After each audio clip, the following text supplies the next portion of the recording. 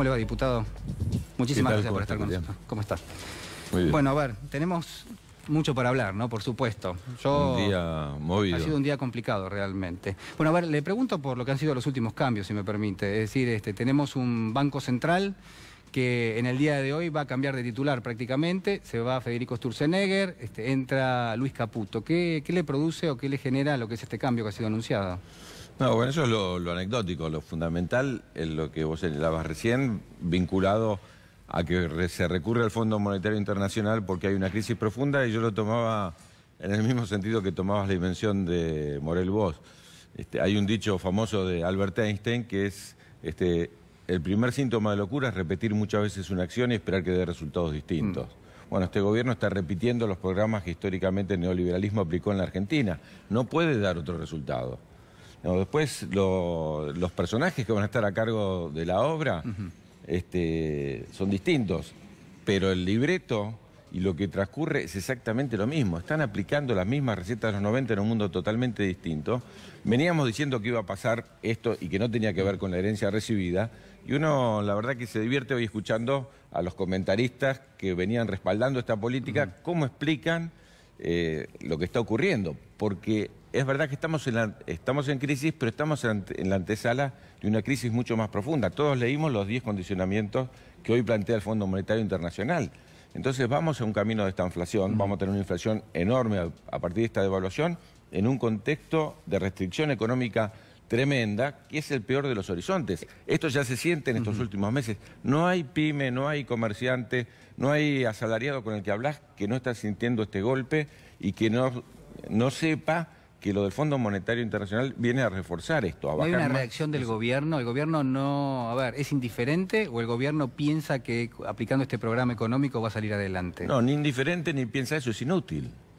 Te digo, en los 90 vos tenías un gobierno de un corte con el cual no estabas de acuerdo, pero que controló durante un buen tiempo las variables macroeconómicas. Vos no le vas a pedir al gobierno de Macri que resuelva el tema de la pobreza, no le vas a pedir que dé trabajo, que favorezca a la pyme o que defienda a la industria nacional. Bueno, se le podría pedir. Sí, bueno, pero no es la característica de tu gobierno. Le decís que resuelva las variables macroeconómicas. Bueno, que te resuelva el tema de la inflación, que te resuelva el tema del déficit fiscal, el tema de la balanza comercial, digamos, las cosas mínimas. Pero este gobierno no está resolviendo ninguna. Si vos tomás todos los indicadores, yo estaba mirando estos días, todos los indicadores son desastrosos. No hay uno, porque de esa lluvia que vos señalabas antes de inversiones que iba a venir, la fuga de capitales ha sido monstruosa. Y estos 15.000 millones de pesos, que como vos señalaste, no solo es para reemplazar los que ya se llevaron, sino que se los van a llevar también. Digamos, todo lo que va a entrar es parte del sector financiero y de la exigencia del sector más cercano al gobierno, que ya no cree en el gobierno y se va a llevar lo que pueda y nos va a dejar nuevamente desamparados como ya nos dejaron en inicio de los 2000.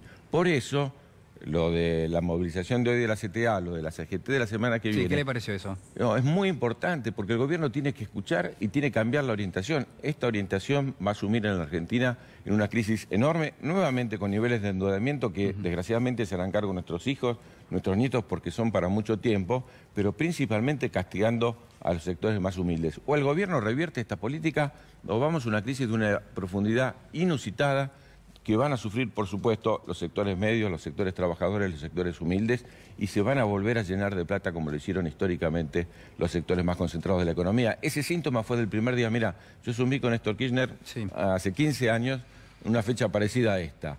Y el primer gesto de Néstor Kirchner fue ir a resolver el conflicto docente en Entre Ríos, resolver el tema de los trabajadores y llevarles la plata. El primer día Macri no fue a Entre Ríos, fue a San Juan a devolverle las retenciones a las minerías. Estaba claro cuál es la prioridad de uno y cuál es la prioridad de otro. Por eso son dos modelos totalmente distintos e inexorablemente este modelo nos va a llevar a un empobrecimiento, un endeudamiento y una crisis de los sectores más humildes que si no lo revierte, bueno, corre riesgo realmente de generar una crisis de magnitudes inusitadas. ¿Y qué es lo que busca el gobierno, por ejemplo? Estoy pensando en la negociación de los docentes, ¿no? Les propuso en una forma sistemática una negociación en el orden del 15%. Mientras tanto, mientras esa negociación se llevaba a cabo, que todavía no ha terminado, la inflación pasó de una proyección del 15, 18, 20, 25, hoy ya está por encima del 30%. Digo, ¿el gobierno pretendía recortarle el salario en términos reales? No, por supuesto que sí, pues te voy a hablar como si en el año 2016... Usted fue ministro de Educación. Claro, en el año 2016 el gobierno hizo muy bien. El primer año hay una ley que es la ley de financiamiento y una paritaria nacional docente, por ley. El gobierno convocó a los docentes, le hizo una oferta, los docentes la aceptaron y empezaron las clases en todo el país. ¿Qué es lo que corresponde hacer y lo que venía pasando? En el 2017 hizo todo lo contrario. No convocó a la paritaria nacional docente, no cumplió con la ley, no aprueba la ley de financiamiento educativo. ¿Pero qué quería, educativo. licuar el poder de los sindicatos? Perdón, y tuvo conflicto Sí. en todo el país. En el 2018, que empieza ahora, ¿vos repetirías el éxito del 2016 o el fracaso del 2017? Repitió el fracaso del 2017 porque el objetivo es ese. Mirá, ¿quién, no hablemos ya de los sectores trabajadores que no lo creen, pero quién de afuera puede creer en un gobierno que una noche votó en el Congreso, incluso con algún sector de la oposición, votó un presupuesto que tenía inflación del 10% y a la mañana Toto y Nicky se sientan y nos dicen que ya no es el 10, es el 15. Y al rato sabemos que ya va a ser el 20 o el 25, pero al otro día cambiaron la hipótesis inflacionaria, con un dólar que prometían que iba a estar muchísimo menos de lo que está hoy. ¿Pero eso fue malintencionado o es un error no? Hay quienes dicen que es un error no forzado del gobierno. No. La cuestión de la redistribución de ingresos y la cuestión de castigar a partir de licuar el salario. En Grecia, el otro día veíamos un informe en este canal muy interesante, como no tienen política monetaria porque es el euro, bajan nominalmente el salario. Tienen que bajarlo. La manera de bajar el salario en Argentina históricamente fue así, para eso existieron los golpes de Estado, es la devaluación, nosotros comemos los que exportamos, impacta la devaluación inmediatamente en los precios que de la canasta familiar y eso licúa el salario de los trabajadores. Por eso los docentes hoy dicen, ¿cómo me ofrecen 15% en 3 cuotas cuando ya todos sabemos que la inflación no va a estar por abajo del 30%? Entonces es suicida. ¿Cuánto se perdió de salario los primeros 2 años? Bueno, se perdió el 7-8%. ¿Van a perder un 10% más, mansamente? Por eso la verdad que están mostrando un ejemplo. Hoy fue un día de conflicto, hoy fue un día de huelga, porque no se puede aceptar que siempre lo paguen los trabajadores cuando el gobierno hace este tipo de cosas que es sin querer, no. ¿Quién se lleva esa plata? No se pierde, digamos, diríamos, de la riqueza, riqueza, nada se pierde, todo se transforma. Hay una transferencia. Claro, es una transferencia a los sectores poderosos a partir de la devaluación y la licuación de los salarios. Ahora, a ver, por ejemplo, en el día de hoy, hace apenas algunos minutos, se anunció un cambio en la cúpula del Banco Central. Todo hace pensar, a ver, es un gesto político y al mismo tiempo es una decisión del presidente de la Nación, pero a ver, en el día donde el dólar saltó prácticamente 2 pesos, uno tiende a atar los dos eventos y dice, bueno, evidentemente el presidente no está contento con lo que pasó en el mercado cambiario y le pide la renuncia al presidente del Banco Central. ¿O a usted le parece que en rigor el gobierno quiere devaluar la moneda y que está haciendo alguna especie de jugada política para que se lea otra cosa? Pero por supuesto, esto no es un efecto no forzado, el ajuste ya pasó. No es que viene el FMI es la justificación del ajuste que ya hicieron. Si el dólar pasó de 20 a 25 y cayeron los salarios y cayó la producción y se practicó ajuste, como estamos diciendo, en la gestión pública, el ajuste ya pasó. Lo que pasa es que todavía es mayor, porque, digamos, vamos más allá de la anécdota de Sturzenegger, que no es santo de nuestra devoción, y que esté Duhovne y centralizar en Duhovne, hay que leer cuál es uno de los 10 temas que plantea el Fondo Monetario, que es cambiar la Carta Orgánica del Banco Central. Que ya le decimos al gobierno, ya que estamos acá, le decimos al gobierno 2 cosas. Primero, no va a pasar por el Congreso, no lo vamos a votar. La gran mayoría no va a votar esta cuestión de que el Banco Central está al servicio de los poderosos. ¿Ustedes no van a votar el cambio de la Carta Orgánica del Banco Central? Por supuesto que no, pero más aún, el martes que viene estamos pidiendo nosotros una sesión especial. No sé si ya se sabe, si no lo digo acá públicamente. Vamos a pedir una sesión especial, vamos a trabajar con todos los sectores de la oposición. Ese acuerdo, con esos 10 puntos que hoy vivimos en los diarios, no puede entrar en la Argentina sin acuerdo del Congreso. Hay 10 Pero el gobierno dice que no tiene que pasar por el Congreso. Bueno, se equivoca, porque, por ejemplo, simplemente con la inflación de hoy, con la devaluación de hoy, ya excede, porque la autorización de endeudamiento del gobierno, que venía manejando eso, ese era el argumento, ¿no? se aprueba en el presupuesto del año pasado. Ahora, veníamos más o menos ya casi en el límite. Con la devaluación de hoy, pasó. Entonces, si quiere ese préstamo, es totalmente legal, y digámoslo al Fondo Monetario Internacional. Vamos a declarar esa deuda como legal y no la pagaremos en el futuro si no pasa por el Congreso. ¿Por qué? Porque se está excediendo el gobierno, puede hacer un DNU, puede hacer lo que quiera, va a tener que venir a discutirlo igual al Congreso. No vamos a aceptar que ese endeudamiento, que lo van a pagar millones y millones de argentinos 2 veces, se lo van a pagar al Fondo Monetario Internacional, pero lo van a pagar en pobreza en la vida cotidiana, si efectivamente no es discutido en el Congreso de la Nación. No es válido el acuerdo que haga el gobierno, como no es válido tampoco el que hizo de pesca y de hidrocarburos con Inglaterra, cediendo soberanía sobre Malvinas. Que lo sepan los países extranjeros. Cuando cambie el gobierno, el próximo gobierno no va a aceptar ni el acuerdo con el Reino Unido respecto de que se lleven nuestras riquezas, ni el acuerdo con el Fondo Monetario Internacional, que se lleven justamente lo fundamental, que es el trabajo argentino. Ahora, yo recién repasaba en la editorial algunos de los puntos que pide el Fondo Monetario y que se conocieron en el día de hoy, y la realidad es que es un poco más leonino de lo que se había anunciado, un poco no, mucho más leonino de lo que se había anunciado en su momento. Porque no era que había cambiado el fondo y era un fondo bueno. Bueno, por ahí Christine Lagarde cambió la cara del Fondo Monetario, pero lo que está pidiendo el Fondo Monetario, a ver, es de nuevo que pase una ley previsional por el Congreso, que se corten los subsidios a la energía del transporte cuando ya hayan bajado bastante. Bueno, esto implica necesariamente que tienen que subir las tarifas. Si hay una devaluación, se supone que tiene que remarcar aún más las tarifas, digamos, estamos hablando así. Pensemos el precio del petróleo simplemente y de la nafta.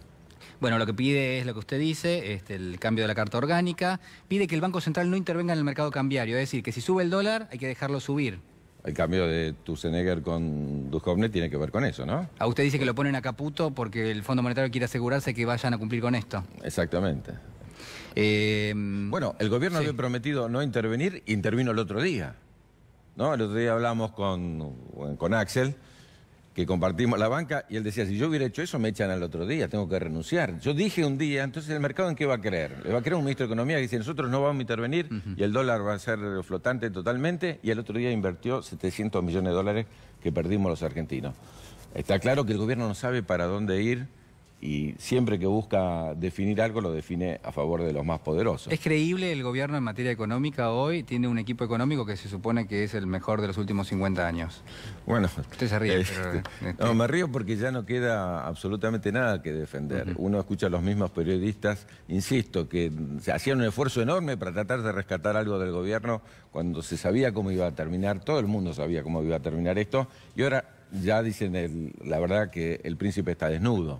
No queda ninguna posibilidad de ser que este equipo, el mejor de los 50 años, nos lleve a la peor situación argentina de los 50 años. ¿Quién es el príncipe que está desnudo? ¿Es Macri el príncipe que está desnudo?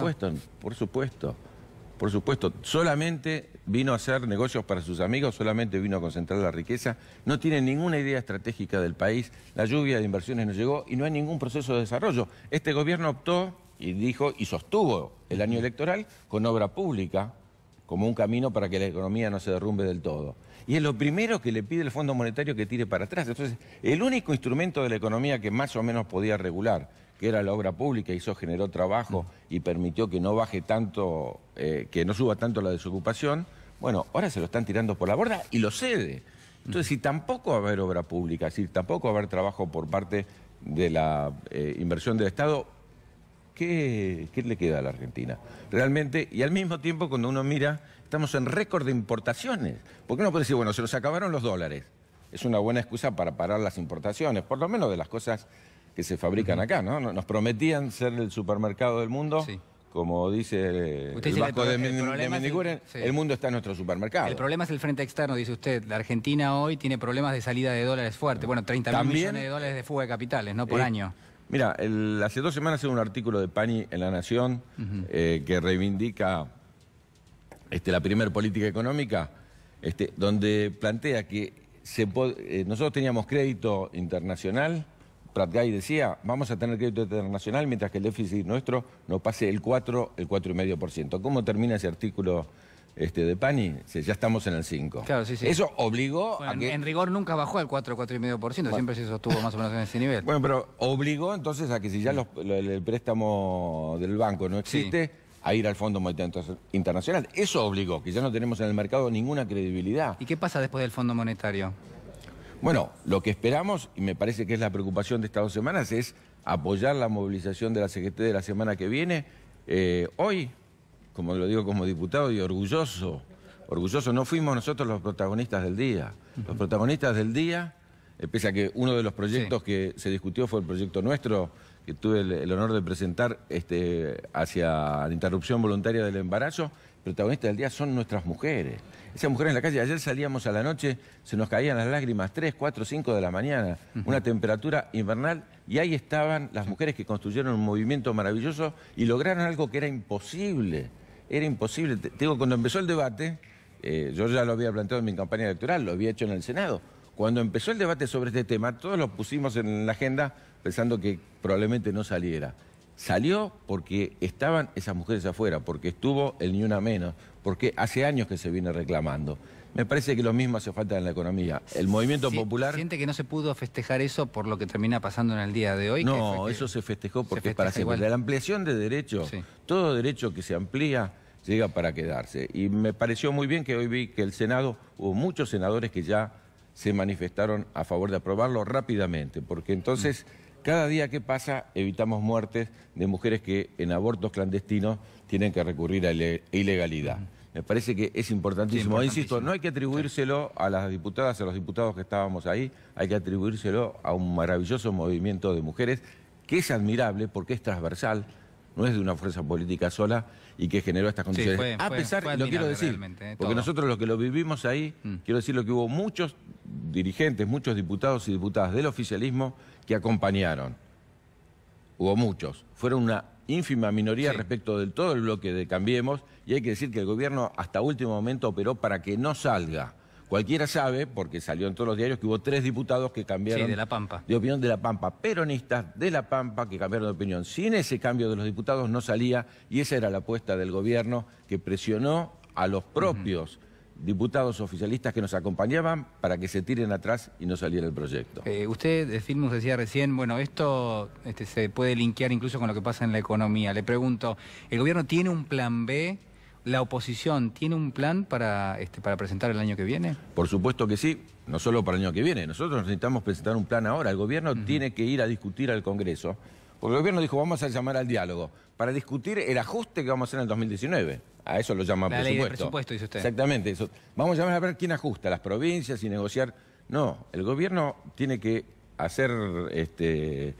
basa en el Congreso de la Nación, ahí están los representantes del pueblo, proporcionalmente de acuerdo a lo que el pueblo votó, el 60% es oposición en el Congreso. La última votación, la votación del ajuste de tarifas, ganamos 133 a 95, ni siquiera la doctora Carrió vino a votar. Es decir, ya nadie está acompañando al gobierno. Es decir, hay una mayoría que puede imponer un programa popular que recupere ¿qué? Nuestro jefe de bloque, Agustín Rossi, ya que estamos en el Mundial, lo hizo con jerga futbolera.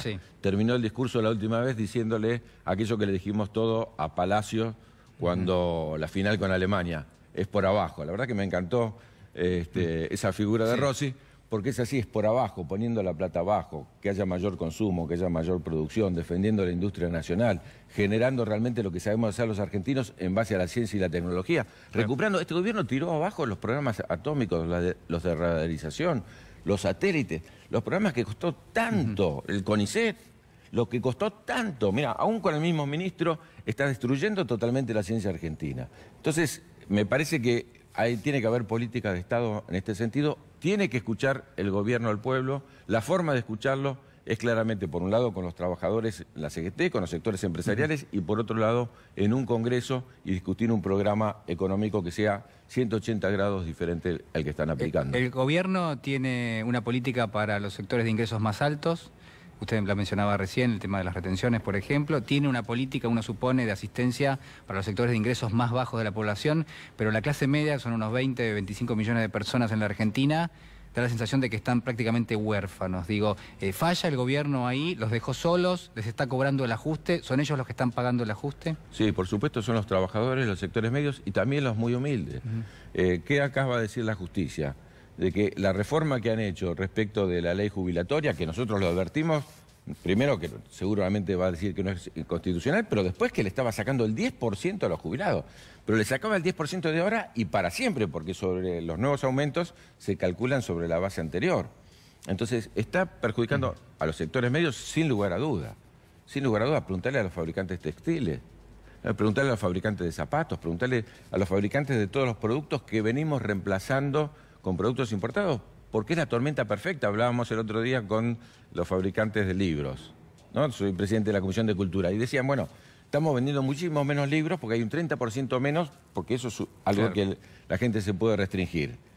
Pero vendemos menos y nos autorizan la importación de productos, de libros que reemplazan a los nacionales.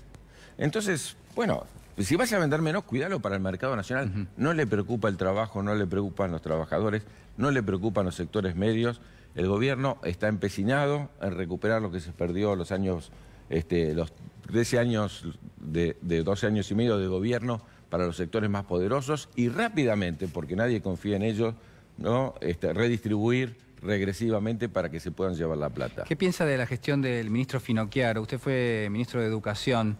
¿La Argentina cambió para mejor en materia educativa o seguimos en una especie de escuché ciclo? Bien. ¿La qué del ministro Finocchiaro? La gestión, digo, la No política. sabía que había gestión. ¿Usted conoce alguna medida? Bueno, yo no soy especialista en educación. No, usted digo, sí, pero si alguien me está escuchando y dice, hubo una medida educativa. ¿Sabes cuál es la medida educativa de este gobierno? Lo único que se le ocurre decir, vamos a evaluar.